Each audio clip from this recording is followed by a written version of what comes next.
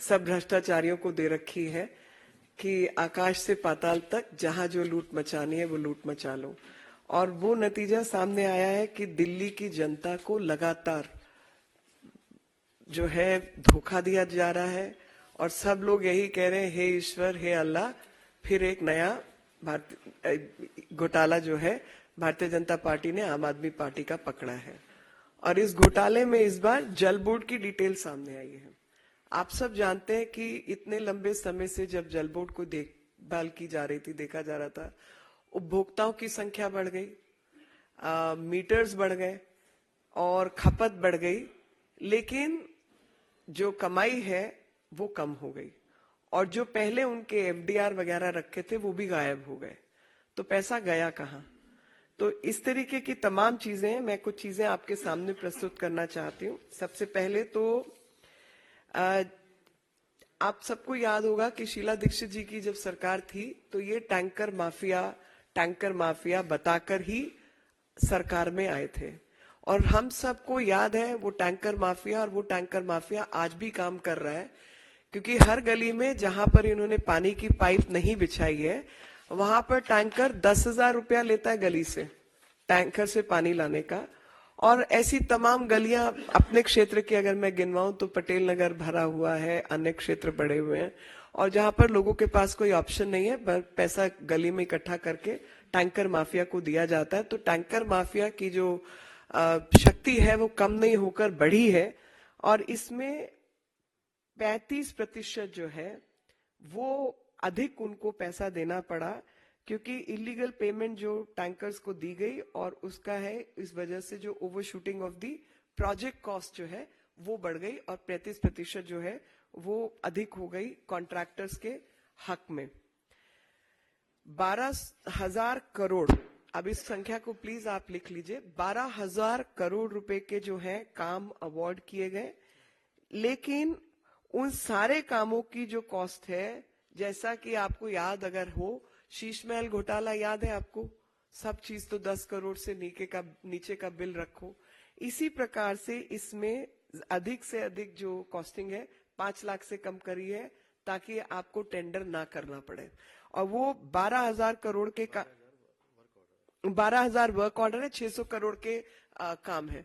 12,000 work orders दिए गए, 600 करोड़ के काम दिए गए और वो काम में टेंडरिंग प्रोसेस को अवॉइड करने के लिए हर चीज 5 लाख से कम के उसमें रखी गई अधिकतर चीजें। 1,601 करोड़ रुपए का जो फंड है वो किताबों में अनस्पेंड दिखाया गया और वो कहाँ है किसी को कुछ पता नहीं है। 1,601 करोड़ रुपया किताबों से गायब हो गया। 135 करोड़ रुपए जो है वो कहीं पर रिफ्लेक्ट ही नहीं कर रहे, कहीं पर पता नहीं चल रहा, जो टर्म डिपॉजिट होता है। इसी तरीके से 1,167 करोड़ रुपया जो है वो फाइनेंशियल स्टेटमेंट डीजेबी का और जो कंसिलिएशन स्टेटमेंट बैंक्स का है उनके बीच में जो अंतर है वो 1,167 करोड़ रुपए का है। सोचिए, 1,167 करोड़। और इसी तरीके से जो मैंने पहले आपको बताया कि 107 करोड़ रुपए की जो एंट्री है उसको एंट्री एडजस्टमेंट, साधारण भाषा में हम बट्टा खाता कहते हैं कि बट्टे खाते में डाल दो, कि जिसका कुछ हिसाब किताब नहीं मिल रहा उसको बट्टे खाते में डाल दो। अब ये ना तो 100 रुपए, ना ये 50 रुपए, ना ये 500 रुपए, ना ये 5,000 रुपए, 10,000 रुपए, बल्कि 107 करोड़ रुपए जो बट्टे खाते में डाले हुए वो 107 करोड़ रुपए। और बैंक के जो फाइनेंशियल स्टेटमेंट और जल बोर्ड का जो फाइनेंशियल स्टेटमेंट है उसमें 1,167 करोड़ रुपए का फर्क है। इसी प्रकार से भिन्न भिन्न बैंक अकाउंट्स में कहीं पर बैंक खातों में क्रेडिट दिखाया गया और जो अलग खातों में कुछ दिखाया गया, इन्होंने दिखाया कि हमने बैंक में डिपॉजिट किया, बैंक के खातों में वो है नहीं, वो पैसे टैली नहीं हो रहे। तो ऐसा तमाम जगह पे किसी अकाउंट में 5 करोड़, किसी में 7 करोड़, कहीं पे 300 करोड़, कहीं पे 100 करोड़, इस तरीके की 50,000 गलतियां इनके अकाउंट्स में सामने आ रही हैं। और 3,753 करोड़ रुपए का ये दिल्ली जल बोर्ड का स्कैम है, अलग अलग हेड्स के तहत। मतलब कहीं एडजस्टमेंट, कहीं रीएडजस्टमेंट, कहीं फाइनेंशियल अकाउंटिंग की गड़बड़, कहीं टर्म डिपॉजिट की गड़बड़, कहीं एफडी नहीं मिल रही, ऐसा करके तो 3,753 करोड़ रुपया जो है वो मिसिंग है। असलियत में देखा जाए तो जो काम इन्होंने अंडरटेक किया 2018-19 और 22-23 के बीच में, उसकी सब डिटेल्स मिसिंग है। दूसरी वो मतलब छुपाने की कोशिश कर रहे हैं।